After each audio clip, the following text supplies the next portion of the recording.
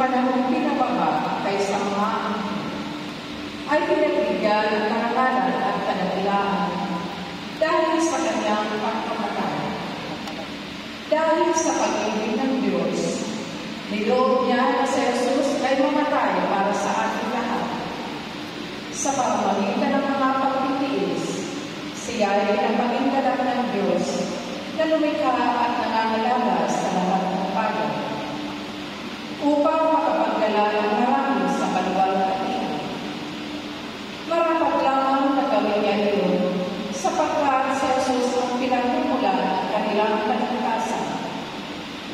Si Jesus ang nagpapabanal sa kanila at isa ang Ama na nagpapabanal at ang pinapagingkalan. Kaya hindi niya ipinahiyang tawagin silang mga kapatid. Ang salita